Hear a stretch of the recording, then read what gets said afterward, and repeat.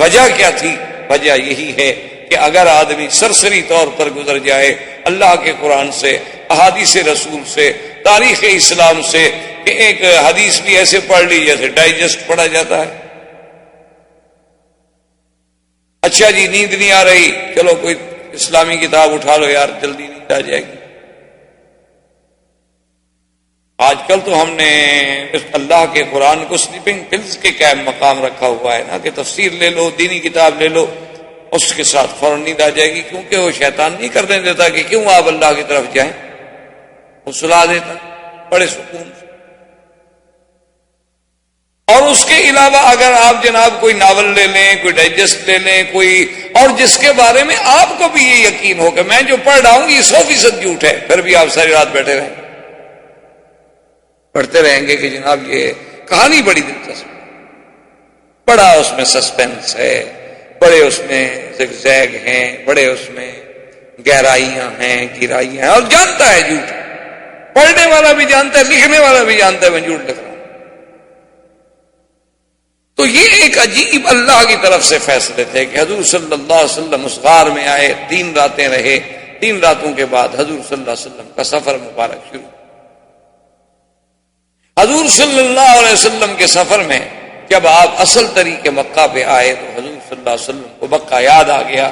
حضور رونے، یہ تو ہم مکے میں رہتے ہوئے بھی مکے کی قدر نہیں کرتے، ہمیں اللہ نے کعبہ نصیب کیا ہے لیکن پھر بھی ہمیں نماز نصیب نہیں، ہم مکے میں رہتے ہوئے بھی عمرہ نصیب نہیں کرتے. یہ اب آپ کے میرے بس کی بات نہیں ہے. عرب، میں نے ایک دفعہ سفر کیا، میں آ رہا تھا تقریباً الخبر سے بائی روڈ، تو جس ٹیکسی میں ہم تھے ہم نے کرایہ پہ کار لی، اصل میں پاکستان سے الخبر آیا، پھر میں بائی روڈ آ گیا. تو جس گاڑی چلانے والا بدو تھا، خالص عربی، خالص عرب، اور بڑا اچھا آدمی، بڑا اچھے خلق والا آدمی. تو میں نے اس سے کہا کہ بھائی ذرا مہربانی کرنا کہ جب تم طائف سے جب گزرو گے تو یہ سیل کا طریقہ اختیار کرو گے یا اندر سے گزرو گے؟ اس نے کہا کہ نہیں، اندر تو پھر ہم بہت شہر میں الجھ جائیں گے، بعد یہ سیل والا راستہ. تو میں نے کہا ابھی جب میقات آئے تو ذرا گاڑی روک رہے ہیں، ہم نے تو احرام باندھنا ہے، تو پاکستان سے آ رہے ہیں. اس نے کہا کہ ٹھیک ہے. جب وہ جناب طائف کے قریب آیا تو نے کہا کہ جی مجھے تو نہیں پتا میقات کیا ہوتا ہے، لیکن اب آپ خود ذرا ہوشیار ہیں، مجھے جہاں بتائیں گے میں گاڑی روک دوں گا. خیر میقات پہ آ گئے.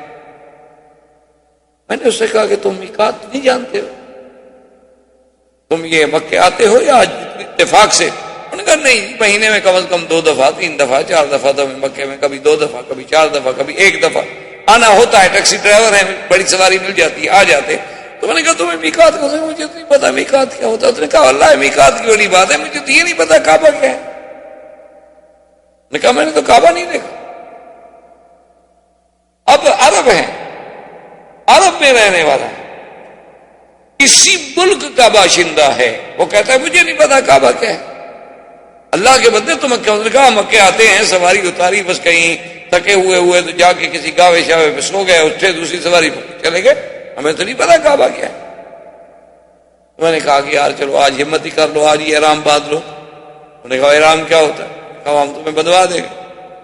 خیر ہم نے احرام خریدا اس بیچارے کے لیے، اس کو سمجھایا، اس نے مہربانی کی، اسی طرح بڑا خوش ہو گیا کہ چلو الحمدللہ میں بھی کہہ سکوں گا کہ میں نے زندگی میں عمرہ کیا تھا. تو کعبہ شریف میں آیا، اسے نہیں پتا کہ حجر اسود کیا ہے، طواف کہاں سے شروع ہونا ہے، کوئی پتا. تو یہ ہمارے اصل بات یہ نہیں ہے کہ ہم نہیں جاتے یا ہمیں ٹائم نہیں ملتا، اصل بات یہ ہے کہ وہ آنے نہ دے تو ہم کیسے جائیں. وہ اپنے گھر میں نہ آنے، اتنا قریب رکھ کر بھی نہ آنے، سامنے بٹھا کے بھی نہ آنے دے. کتنے لوگ ہیں بستے لگا کے سامنے کھڑے رہتے ہیں، اذان ہو رہی نماز نہیں پڑھتے. حضور صلی اللہ علیہ وسلم کے روضے کے نیچے کھڑے ہوئے ہیں، بستے بچھے ہوئے ہیں، کپڑے بچھے ہوئے ہیں، چھپ کے کھڑے ہوئے ہیں کہ نماز کب ختم ہو اور اب جگہ پر جائیں، ہمارا وہ جگہ جو ہے قبضے میں نہ آ جائے.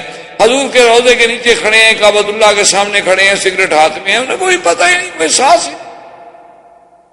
اچھا، اور اللہ کے کعبے میں جا رہے ہیں، جوتے پاؤں میں ہیں، بوٹ پہنے ہوئے ہیں، ٹک ٹک آواز آ رہی ہے، عورتیں ہیں، میک اپ ہے، سنگار ہے، پورا بدن نظر آ رہا ہے، نئے سے نئے فیشن کا جوڑا پہنا ہوا ہے، جیسے انارکلی میں گھوم رہی ہوں، شملے کی سیر پہ آئی ہوئی ہوں، بات نہیں کوئی ایسی بات نہیں، بس احرام میں سفید کپڑا باندھ لیا، اس کے بعد جناب کچھ نہیں۔ یہ اصل بات یہ نہیں، اصل بات یہ ہے کہ اللہ قریب رہ کر بھی اگر ہمیں ان چیزوں کی قدر اور سمجھ نہ دے تو اس کا معنی یہ ہے کہ ہمیں اس نے ان چیزوں سے، نعمتوں سے محروم رکھا ہے۔